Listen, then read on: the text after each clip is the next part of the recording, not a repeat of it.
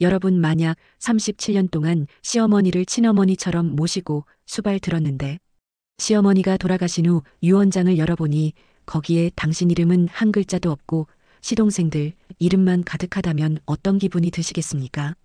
믿기지 않으시죠? 하지만 이것은 불과 몇 달 전 서울 강남의 한 장례식장에서 실제로 일어난 일입니다. 오늘 제가 여러분께 들려드릴 이야기의 주인공은 올해 58세가 된 박수진 씨입니다. 그녀는 28배 나이에 시집을 와서 37년 동안 단 하루도 빠짐없이 시어머니를 모셨습니다. 시어머니가 중풍으로 쓰러진 후 10년은 기저귀를 갈아드리고 밥을 떠먹여드리며 손수 목욕까지 시켜드렸죠. 친딸도 하기 힘든 일을 며느리가 해냈습니다. 그런데 시어머니가 돌아가신 후 변호사가 읽어준 유언장에는 수진 씨의 이름이 단 한 번도 나오지 않았습니다. 15억 원의 재산은 모두 아들들에게만 나눠주라고 적혀 있었습니다. 그날 장례식장에서 수진 씨는 아무 말도 하지 않았습니다. 그저 조용히 눈물만 흘렸습니다. 하지만 마음속으로는 이미 결심하고 있었죠. 37년의 헌신이 한 줄의 유언장으로 무시당한 그 순간 그녀는 알았습니다. 이제는 법으로 자신의 권리를 찾아야 한다는 것을. 그리고 6개월 후 그녀가 제출한 유언장. 무효 소송과 함께 시댁 식구들 앞에 펼쳐진 증거들은 모두를 경악하게 만들었습니다. 안녕하세요.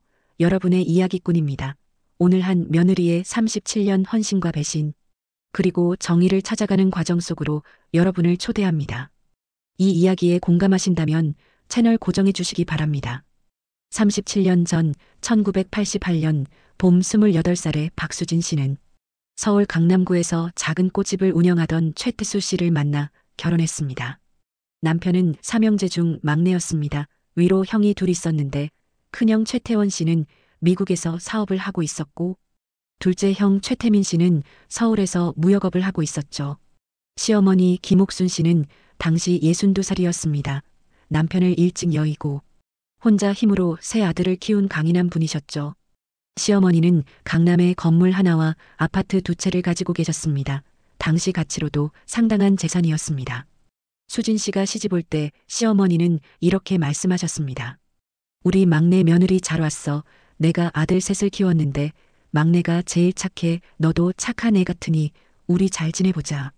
수진 씨는 그 말씀이 진심이라고 믿었습니다. 그래서 시어머니를 친어머니처럼 모시겠다고 다짐했죠. 결혼 첫 해부터 수진 씨는 시어머니와 함께 살았습니다. 큰형과 둘째 형은 각자 분가했지만 막내인 남편은 어머니 곁을 지켜야 한다는 것이 시어머니의 뜻이었습니다. 처음에는 힘들었습니다. 매일 아침 5시에 일어나 시어머니 아침상을 차려야 했고 빨래며 청소며 모든 집안일을 도맡아 했습니다. 친정어머니가 걱정하며 물으셨습니다. 수진아, 시댁살이가 많이 힘들지 너무 무리하지 마라. 괜찮아요. 엄마 시어머님이 혼자 아들 셋 키우시느라 얼마나 고생하셨어요. 제가 잘해드려야죠. 수진 씨의 남편 태수 씨는 착했지만 무능했습니다. 꽃집 운영도 제대로 되지 않아 빚만 늘어갔고 결국 3년 만에 가게를 정리했습니다. 그 후 남편은 형들이 주선한 작은 회사에 다니게 되었지만 월급은 200만 원이 채 안 되었습니다.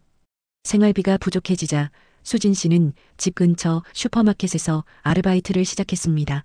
낮에는 슈퍼에서 일하고 저녁에는 시어머니 수발을 들었죠. 그렇게 5년이 흘렀습니다. 1993년 여름 수진 씨가 결혼한 지 5년째 되던 해 시어머니가 갑자기 쓰러지셨습니다. 뇌졸중이었습니다. 병원에서 한 달간 치료를 받았지만 왼쪽 몸을 쓸 수 없게 되셨고 말도 어눌해지셨습니다. 의사는 앞으로 평생 누군가의 도움 없이는 살 수 없을 거라고 했습니다. 퇴원날 큰형 태원 씨가 미국에서 급히 들어왔습니다. 둘째 태민 씨도 병원으로 왔고 삼형제와 며느리들이 모두 모였습니다. 큰형이 먼저 입을 열었습니다. 어머니 요양원에 모시는 게 어떨까요? 제가 비용은 부담하겠습니다. 그 말에 시어머니가 어눌한 말투로 소리쳤습니다. 싫어, 난 내 집에서 살 거야. 요양원 같은 데 안 가. 둘째 형이 말했습니다. 그럼 우리가 돌아가면서 모시죠. 한 달씩 우리 집에서 지내시는 거예요. 수진 씨의 남편이 조용히 말했습니다. 형님들 지금까지 어머니랑 계속 함께 산 건 저희입니다. 어머니도 저희 집이 편하실 거예요. 그러자 큰형이 냉정하게 말했습니다. 그래, 그럼 태수 내가 계속 모셔라 대신 어머니 병원비며 약값이며 다 내가 부담해야 해. 태수 씨는 할 말이 없었습니다. 그의 월급으로는 그런 비용을 감당할 수 없었으니까요. 수진 씨가 나섰습니다. 형님들 제가 모시겠습니다. 다만 병원비는 형제분들이 나눠서 내주시면 안 될까요? 둘째 형이 인상을 찌푸렸습니다. 우리도 형편이 어려워 각자 가정이 있잖아. 결국 타협안이 나왔습니다. 수진 씨가 시어머니를 모시는 대신 큰형과 둘째 형이 병원비와 약값을 반반씩 부담하기로 한 것입니다. 그날부터 수진 씨의 진짜 시련이 시작되었습니다. 아침 6시 수진 씨는 알람이 울리기 전에 일어났습니다. 시어머니 방으로 가서 기저귀를 확인했습니다. 밤사이 젖어 있으면 갈아드리고 몸을 닦아드렸습니다. 7시 아침 식사를 준비했습니다. 시어머니는 삼킬 힘이 약해져 모든 음식을 곱게 갈아서 준비해야 했습니다. 죽을 끓이고 반찬을 으깨고 한 숟가락 한 숟가락 떠먹여 드렸습니다. 30분이 넘게 걸렸습니다. 8시 남편과 함께 시어머니를 욕실로 모셨습니다. 휠체어에 앉히고 옷을 벗겨드리고 샤워 의자에 앉혀서 목욕을 시켜드렸습니다. 9시 남편이 출근하면 수진 씨는 집안 청소를 했습니다. 시어머니 방은 특히 깨끗하게 유지해야 했습니다. 10시 시어머니를 거실로 모시고 TV를 켜드렸습니다. 옆에 앉아 말벗이 되어드렸습니다. 12시 점심 식사를 준비하고 다시 떠먹여드렸습니다. 오후 2시 잠깐 시어머니가 주무시는 사이 수진 씨는 슈퍼마켓에 가서 4시간 아르바이트를 했습니다. 저녁 6시 집에 돌아와 저녁 식사를 준비했습니다. 밤 10시 시어머니를 침대에 눕혀드리고 마사지를 해드렸습니다. 욕창이 생기지 않도록 매일 자세를 바꿔드려야 했습니다. 새벽 2시 시어머니가 부르시면 일어나서 기저귀를 갈아드렸습니다. 이런 생활이 10년 동안 계속되었습니다. 한 번은 수진 씨가 과로로 쓰러진 적이 있었습니다. 병원에 실려갔는데 의사가 말했습니다. 몸이 너무 지쳐 있습니다. 이러다간 큰일 납니다. 좀 쉬셔야 해요. 하지만 쉴 수가 없었습니다. 퇴원하자마자 다시 시어머니 곁으로 돌아왔습니다. 그 10년 동안 큰형과 둘째 형은 한 달에 한 번 정도 병문안을 왔습니다. 와서는 30분 정도 머물다가 갔습니다. 병원비는 약속대로 보내왔지만 그것도 가끔 늦어질 때가 있었습니다. 수진 씨가 전화를 해야 보내주곤 했습니다. 반면 시어머니는 수진 씨에게 점점 더 의지하게 되었습니다. 수진아 물 좀 줘. 수진아 TV 채널 좀 바꿔줘. 수진아 등 좀 긁어줘. 수진아 옆에 좀 앉아 있어줘. 수진 씨는 단 한 번도 싫은 내색을 하지 않았습니다. 시어머니가 가끔 말씀하셨습니다. 수진아 내가 없었으면 난 진작 죽었을 거야. 정말 고맙다. 그 말 한마디가 수진 씨에게는 큰 위로가 되었습니다. 2003년 가을 수진 씨가 결혼한 지 15년째 되던 해 남편 태수 씨가 갑자기 세상을 떠났습니다. 교통사고였습니다. 퇴근길에 음주운전 차량에 치여 그 자리에서 숨졌습니다. 수진 씨는 하늘이 무너지는 것 같았습니다. 비록 무능했지만 남편은 착한 사람이었고 수진 씨를 사랑했습니다. 장례식장에서 시어머니가 울부짖었습니다. 내 아들, 내 막내 아들 어떻게 나보다 먼저 가니? 큰형과 둘째 형도 와서 울었습니다. 하지만 3일장을 치르고 나자 다시 각자의 생활로 돌아갔습니다. 남편이 죽고 난 후 수진 씨는 더 외로워졌습니다. 그런데 놀라운 일이 일어났습니다. 장례를 치르고 일주일 후 시어머니가 수진 씨를 불렀습니다. 수진아 앉아봐.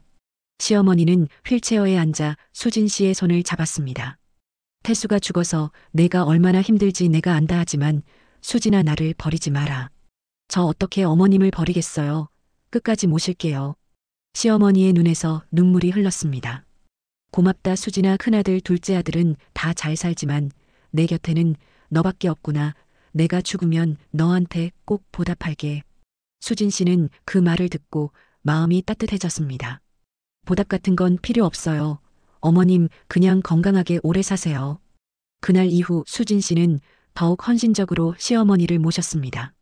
남편 없이 혼자가 된 수진 씨를 주변 사람들이 걱정했습니다.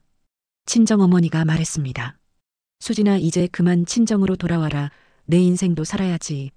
아니에요. 엄마 시어머님이 저밖에 없어요. 제가 떠나면 어머님은 어떻게 하세요? 친구들도 말했습니다. 수진아 재혼이라도 생각해봐. 넌 아직 젊잖아. 하지만 수진 씨는 재혼 생각이 없었습니다. 시어머니를 두고 떠날 수도 없었고 새 사람을 만날 마음의 여유도 없었습니다. 본문 5부 15년이 더 흘러 2018년 수진 씨가 58이 되던 해 시어머니는 91살이 되셨습니다. 중풍으로 쓰러진 지 25년 그 긴 세월 동안 수진 씨는 단 하루도 빠짐없이 시어머니를 모셨습니다. 그 사이 큰형 태원 씨는 미국에서 사업을 크게 성공시켰습니다. 둘째 태민 씨도 무역업으로 재산을 많이 모았습니다. 하지만 그들이 어머니를 찾아오는 횟수는 점점 줄어들었습니다. 1년에 설과 추석 2번 정도였습니다. 올 때마다 짧은 시간 머물다가 갔습니다. 어머니 건강하시죠? 저희는 바빠서 자주 못 와서 죄송해요. 그러면서 수진 씨에게 말했습니다. 수진 씨 어머니 잘 부탁합니다. 형님들이 알아서 챙겨주실 거예요. 그 알아서 챙긴다는 것은 병원비 보내주는 것뿐이었습니다. 2018년 봄 시어머니의 건강이 급격히 나빠졌습니다. 폐렴에 걸려 병원에 입원했고 2달간 중환자실에 있었습니다. 수진 씨는 병원에서 밤낮으로 간병했습니다. 집에도 가지 않고 병원 간이 침대에서 잤습니다. 큰형과 둘째 형에게 연락했지만 바쁘다며 한 번도 오지 않았습니다. 다행히 시어머니는 기적처럼 회복하셨습니다. 퇴원하는 날 시어머니가 수진 씨의 손을 꽉 잡았습니다. 수진아, 내가 이번에 죽을 뻔했지. 근데 내가 살려줬어. 정말 고맙다. 퇴원 후 시어머니는 변호사를 불렀습니다. 수진 씨는 이상하게 생각했지만 무슨 일인지 알 수 없었습니다. 변호사가 시어머니 방에서 2시간 정도 있다가 나왔습니다. 수진 씨에게 인사만 하고 떠났습니다. 나중에 알고 보니 그날 시어머니가 유언장을 작성한 것이었습니다. 2018년 12월 어느 추운 겨울날 아침이었습니다. 수진 씨가 평소처럼 시어머니 방에 들어가 아침 인사를 드렸습니다. 어머님 주무셨어요. 아침 드셔야죠. 하지만 시어머니는 대답이 없었습니다. 수진 씨는 가까이 다가가 시어머니를 흔들었습니다. 어머님. 시어머니는 차갑게 식어 있었습니다. 수진 씨는 비명을 질렀습니다. 119에 신고했지만 이미 숨을 거두신 지 몇 시간이 지난 후였습니다. 의사는 노안으로 인한 자연사라고 했습니다. 수진 씨는 그 자리에 주저앉아 한참을 울었습니다. 37년을 함께 산 시어머니였습니다. 힘들고 지칠 때도 있었지만 정도 많이 들었습니다. 마치 친어머니를 떠나보내는 것처럼 슬펐습니다. 큰형과 둘째 형에게 연락했습니다. 두 사람은 그날 저녁에야 장례식장에 도착했습니다. 큰형이 말했습니다. 수진 씨 어머니 마지막까지 고생 많으셨습니다. 장례 준비는 저희가 알아서 할 테니 푹 쉬세요. 장례식은 서울 강남의 대형 장례식장에서 치러졌습니다. 3일장으로 치러졌고 많은 조문객이 찾아왔습니다. 수진 씨는 상복을 입고 영정 앞에 앉아 조문객을 맞이했습니다. 큰형과 둘째 형도 상복을 입고 있었지만 실제 조문객 응대는 대부분 수진 씨가 했습니다. 조문객들이 수진 씨에게 말했습니다. 정말 고생 많으셨어요. 며느리가 37년을 모셨다니 정말 대단하세요. 요즘 같은 세상에 이런 며느리가 어디 있어요. 천사예요, 천사. 수진 씨는 그저 고개를 숙였습니다. 장례 이틀째 되던 날 저녁이었습니다. 큰형이 수진 씨와 둘째 형을 따로 불렀습니다. 내일 발이 나기 전에 변호사가 와서 어머니 유언장을 공개할 겁니다. 유언장이요. 내 어머니께서 올해 봄에 작성하신 겁니다. 수진 씨는 가슴이 두근거렸습니다. 시어머니가 자신에게 보답하겠다고 했던 말이 떠올랐습니다. 혹시 유언장에 자신을 위한 무언가가 있을까? 하지만 동시에 불안한 마음도 들었습니다. 발인 당일 아침 8시 장례식장 작은 회의실에 가족들이 모였습니다. 큰형 태원 씨와 그의 부인 둘째 태민 씨와 그의 부인 그리고 수진 씨. 변호사가 서류 가방을 들고 들어왔습니다. 김옥순 여사의 유언장을 지금부터 공개하겠습니다. 변호사가 봉투를 열고 유언장을 꺼냈습니다. 먼저 부동산 자산입니다. 강남구 대치동 건물 1동 현재 시세 약 12억 원. 이것은 장남 최태원에게 상속합니다. 큰형이 고개를 끄덕였습니다. 강남구 압구정동 아파트 32평 현재 시세 약 8억 원. 이것은 차남 최태민에게 상속합니다. 둘째 형도 고개를 끄덕였습니다. 수진 씨는 긴장한 채 다음 말을 기다렸습니다. 강남구 청담동 아파트 25평 현재 시세 약 6억 원. 이것은 장남과 차남이 반씩 나눠 갖도록 합니다. 수진 씨의 얼굴이 굳어졌습니다. 금융자산입니다. 은행 예금 2억 원, 주식 및 채권 1억 원, 합계 3억 원. 이것은 장남과 차남이 반씩 나눠 갖도록 합니다. 변호사가 유언장을 내려놓았습니다. 이상입니다. 수진 씨가 떨리는 목소리로 물었습니다. 저 그게 다인가요? 내 유언장에 기재된 내용은 이게 전부입니다. 제 이름은요, 제 이름은 없나요? 변호사가 유언장을 다시 확인했습니다. 죄송하지만 유언장에는 며느리 박수진 씨에 대한 언급이 없습니다. 수진 씨는 귀를 의심했습니다. 그럴 리가 없어요. 시어머님께서 저한테 보답하신다고 하셨어요. 큰형이 끼어들었습니다. 수진 씨 유언장은 법적 문서입니다. 어머니께서 작성하실 때 정신이 온전하셨고 변호사 입회하에 작성하셨습니다. 하지만 전 37년을 모셨어요. 37년을요. 둘째 형이 냉정하게 말했습니다. 수진 씨, 그건 며느리로서 당연한 도리 아닌가요? 우리 어머니는 법적으로 우리 친어머니지 수진 씨 어머니는 아니잖아요. 수진 씨는 그 말에 가슴이 무너졌습니다. 당연한 도리. 37년의 헌신이 당연한 도리. 기저귀 갈아드리고 밥 떠먹여드리고 목욕시켜드린 10년이 당연한 도리. 남편 주고도 떠나지 않고 15년을 더 모신 것이 당연한 도리. 큰형의 부인이 거들었습니다. 그리고 병원비는 계속 우리가 냈잖아요. 수진 씨는 그냥 집에서 모시기만 한 거고요. 수진 씨의 눈에서 눈물이 주르륵 흘러내렸습니다. 하지만 아무 말도 하지 않았습니다. 회의실을 나와 화장실로 갔습니다. 거울을 보니 머리는 반백이 되어 있고 얼굴에는 주름이 가득했습니다. 58배 나이 37년을 시댁에서 보낸 세월. 그 대가가 유언장 한 줄도 아닌 아무것도 아니었습니다. 수진 씨는 그 자리에서 한참을 울었습니다. 장례를 마치고 집으로 돌아온 수진 씨는 빈집에 멍하니 앉아 있었습니다. 37년을 함께 산 집이었지만 이제 시어머니는 안 계셨습니다. 남편도 없었습니다. 혼자였습니다. 친정어머니에게 전화가 왔습니다. 수진아, 장례 잘 마쳤니?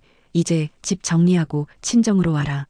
수진 씨는 유언장 이야기를 꺼냈습니다. 엄마, 유언장에 제 이름이 없었어요. 뭐라고 37년을 모셨는데. 시댁에서는 그게 당연한 도리래요. 친정어머니가 분노했습니다. 그 인간들이 어떻게 그럴 수가 있니? 당장 소송해라. 변호사 선임해서 내 권리 찾아야 해. 하지만 수진 씨는 자신이 없었습니다. 엄마, 저 법 같은 거 몰라요. 그리고 돈도 없어요. 친구 소희에게서도 전화가 왔습니다. 수진아, 유언장 이야기 들었어. 너무 화가 나. 어떻게 그럴 수가 있어. 소희야, 난 어떻게 해야 할지 모르겠어. 당연히 싸워야지. 변호사 찾아가. 하지만 변호사 비용이. 걱정 마, 내가 도와줄게. 일단 상담이라도 받아보자. 소희의 도움으로 수진 씨는 서울 서초동의 한법무법인을 찾아갔습니다. 상속 전문 변호사인 이지훈 변호사를 만났습니다. 이 변호사는 수진 씨의 이야기를 듣고 고개를 끄덕였습니다. 사모님, 충분히 싸울 수 있습니다. 정말요? 내 며느리에게도 상속권은 없지만 기업은 청구권이 있습니다. 기업은요? 내 돌아가신 분을 특별히 부양하거나 재산 증식에 기여한 경우 법원이 그에 대한 대가를 인정해 주는 겁니다. 수진 씨는 처음 듣는 이야기였습니다. 사모님은 37년 동안 시어머니를 모셨고 특히 중풍 이후 10년은 전적으로 간병하셨습니다. 이것은 명백한 특별한 부양입니다.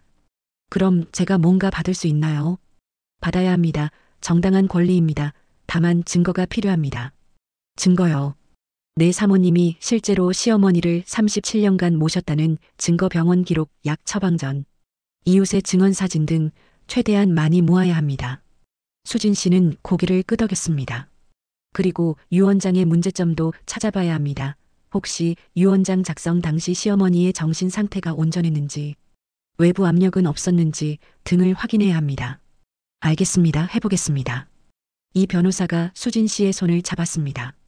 사모님, 37년의 헌신은 절대 헛되지 않습니다. 법은 정의로운 사람 편입니다. 그날부터 수진 씨의 싸움이 시작되었습니다. 수진 씨는 집에 돌아와 37년간의 기록을 찾기 시작했습니다. 먼저 병원 기록이었습니다. 1993년부터 2018년까지 시어머니가 다닌 병원 진료 기록을 모두 발급받았습니다. 기록에는 매번 보호자로 박수진이라고 적혀 있었습니다. 수술 동의서, 검사 동의서, 입원 기록 모두 수진 씨의 서명이었습니다. 약국 처방전도 모았습니다. 25년 동안 매달 약을 타러 간 기록이 고스란히 남아 있었습니다. 그 다음은 사진이었습니다. 수진 씨는 사진을 거의 찍지 않았지만 그래도 몇 장은 있었습니다. 시어머니를 휠체어에 태우고 산책시키는 사진, 명절 때 시어머니와 함께 찍은 사진, 시어머니 생신 때 케이크 앞에서 찍은 사진, 이웃들의 증언도 필요했습니다. 같은 아파트에 20년 넘게 산 이웃 김미숙 씨를 찾아갔습니다. 미숙 씨 부탁이 있어요. 수진 씨 무슨 일이에요? 제가 시어머니 모신 거 증언 좀 해주실 수 있어요. 당연하죠. 누가 모르겠어요. 수진 씨가 얼마나 고생했는지 동네 사람들 다 알아요. 김미숙 씨는 기꺼이 증언서를 써주었습니다. 박수진 씨는 1993년부터 시어머니 김옥순 씨를 지극정성으로 모셨습니다. 매일 아침 산책을 시키고 빨래를 하고 식사를 챙기는 모습을 수없이 봤습니다. 며느리가 아니라 친딸 같았습니다. 아파트 경비원 박철수 씨도 증언했습니다. 수진 씨가 휠체어 끌고 매일 산책 나오는 거 10년 넘게 봤어요. 비 오나 눈 오나 하루도 안 빠지고 나왔습니다. 슈퍼마켓 주인 이영애 씨도 증언했습니다. 수진 씨는 20년 넘게 우리 슈퍼에서 일했어요. 시어머니 병원비 벌려고요. 정말 고생 많이 했어요. 동네 병원 간호사도 증언했습니다. 김옥순 할머니 약 타러 오는 사람은 항상 며느리 수진 씨였어요. 아들들은 한 번도 본 적 없어요. 증거가 하나씩 모였습니다. 그리고 결정적인 증거를 발견했습니다. 시어머니 방 서랍 깊숙한 곳에서 낡은 수첩이 나왔습니다. 수첩을 펼쳐보니 시어머니의 일기장이었습니다. 2003년 8월 15일 오늘 수진이가 내 생일이라고 미역국을 끓여줬다. 세상에 이런 며느리가 어디 있을까? 큰아들 작은아들은 전화 한 통 없는데 2010년 3월 2일 병원에서 큰 수술을 했다. 수진이가 밤새 내 곁을 지켰다. 손을 잡아주며 괜찮다고 했다. 나는 복받은 시어머니다. 2015년 12월 25일 크리스마스인데 큰아들 작은아들은 안 왔다. 수진이가 케이크를 사왔다. 둘이서 먹었다. 수진이는 내 딸이나 다름없다. 2018년 5월 10일 변호사가 왔다. 유언장을 썼다. 수진이에게 꼭 보답해야지. 수진 씨는 그 마지막 문장을 보고 눈물이 났습니다. 시어머니는 분명 자신에게 보답하려고 했습니다. 그런데 왜 유언장에는 자신의 이름이 없는 걸까요? 본문 10부 유언장의 비밀. 수진 씨는 변호사에게 일기장을 보여줬습니다. 이 변호사가 일기장을 읽더니 눈빛이 반짝였습니다. 이거예요. 이게 결정적 증거입니다. 하지만 유언장에는 제 이름이 없잖아요. 그게 이상한 겁니다. 5월 10일에 수진 씨에게 보답하겠다고 쓰셨는데 같은 날 작성한 유언장에 수진 씨 이름이 없다는 건 앞뒤가 안 맞습니다. 그럼요. 혹시 유언장이 2개일 가능성이 있습니다. 2개요. 네, 원래 유언장이 있었는데 누군가 바꿔치기 했을 수도 있습니다. 이 변호사는 유언장을 작성한 변호사 사무실에 연락했습니다. 유언장 작성 당시 상황을 알려주실 수 있나요? 그쪽 변호사가 기록을 확인하더니 말했습니다. 5월 10일 김옥순 여사의 유언장을 작성했습니다. 당시 장남 최태원 씨가 동석했습니다. 큰형이 동석했다고요? 네, 김 여사께서 원하셨습니다. 유언장 내용은요? 그건 비밀 유지 의무 때문에 말씀드릴 수 없습니다. 이 변호사가 끊고 나서 말했습니다. 이상합니다. 유언장 작성에 상속인이 동석하는 건 드문 일입니다. 혹시 큰형이 압력을 넣었을 가능성이 있습니다. 그럼 어떻게 하죠? 법원의 유언장 무효 소송과 기업은 청구 소송을 함께 제기하겠습니다. 수진 씨는 고개를 끄덕였습니다. 며칠 후 법원에 소장이 접수되었습니다. 큰형과 둘째 형에게 소장 부본이 전달되었습니다. 큰형에게서 전화가 왔습니다. 수진 씨, 이게 무슨 짓입니까? 어머니 돌아가시고 얼마나 됐다고 소송을 해요. 형님 37년을 모셨는데 한 푼도 없다는 게 말이 됩니까? 어머니가 유언장을 쓰셨잖아요. 법적으로 문제 없어요. 저도 변호사랑 상담했습니다. 제게도 권리가 있대요. 수진 씨, 이러지 말아요. 우리 가족끼리 법정까지 가는 건 창피한 일이에요. 그럼 형님이 제 기여분을 인정해 주세요. 안 됩니다. 어머니 유언이 절대적입니다. 그럼 저도 법정에서 만나겠습니다.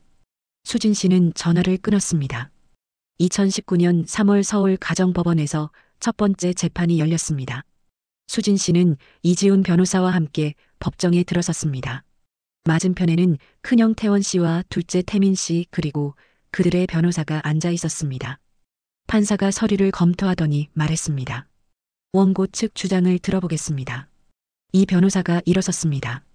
재판장님, 원고 박수진은 1988년부터 2018년까지 37년간 시어머니 김옥순 여사를 헌신적으로 부양했습니다. 특히 1993년 김 여사가 중풍으로 쓰러진 후 10년간은 전적으로 간병을 담당했습니다.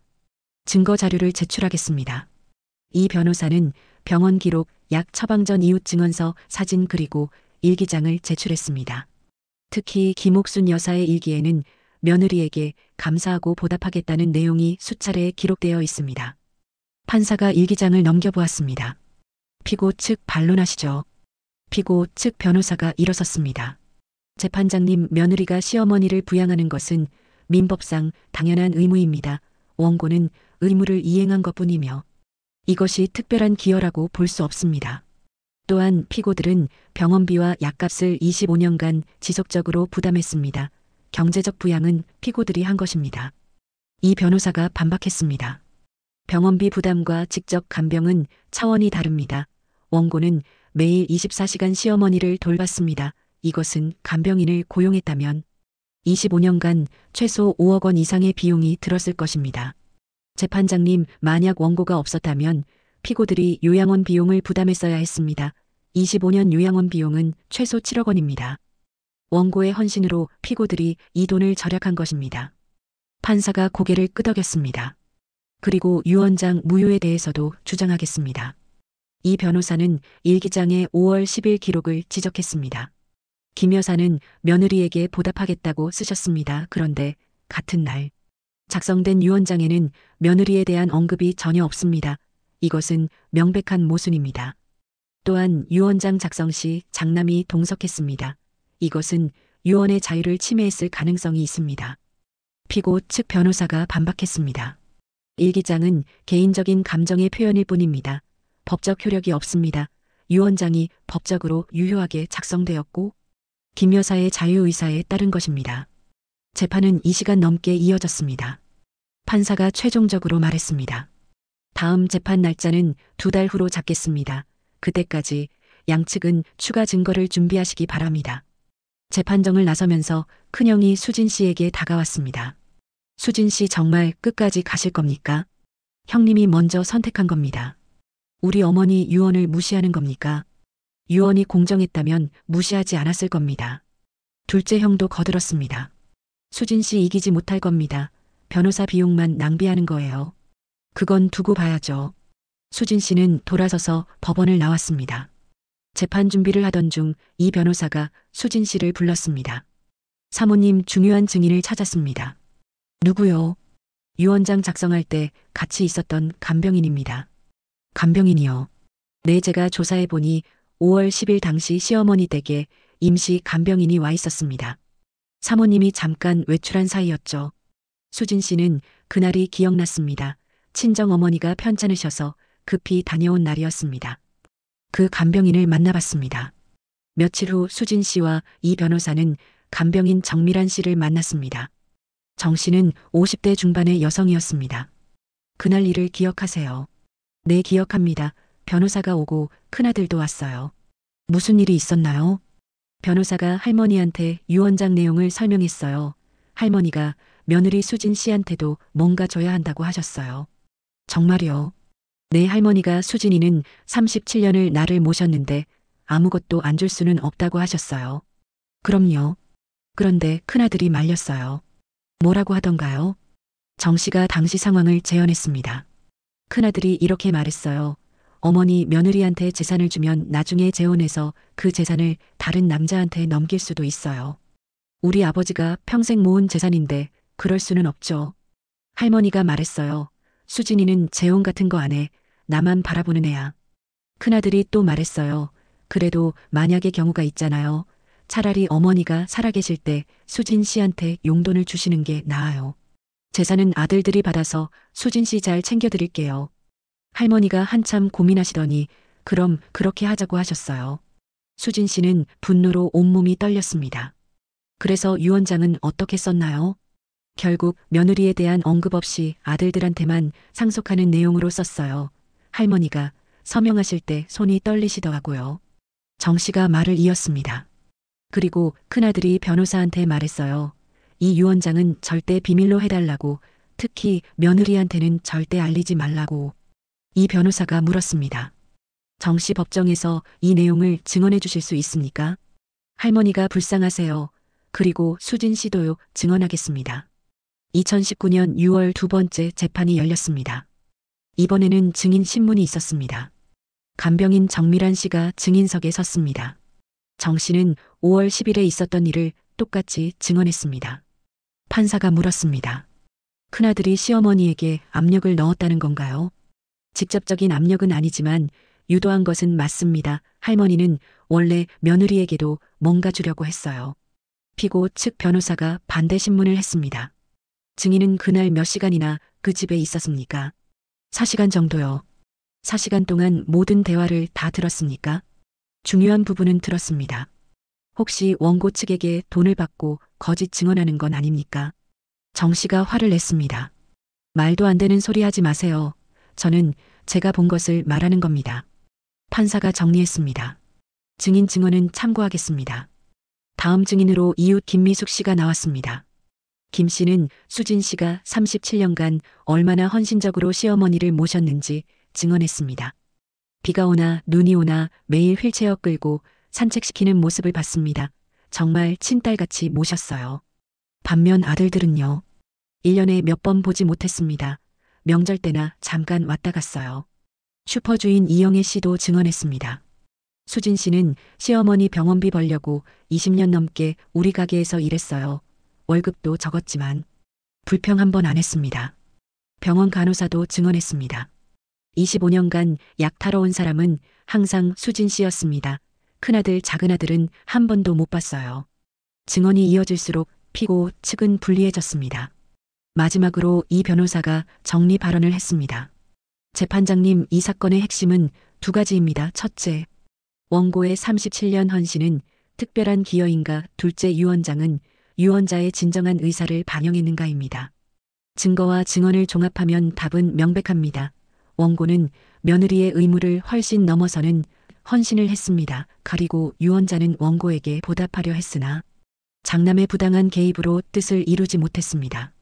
원고는 정당한 기여분을 청구할 권리가 있으며 적어도 상속 재산의 30%는 받아야 합니다.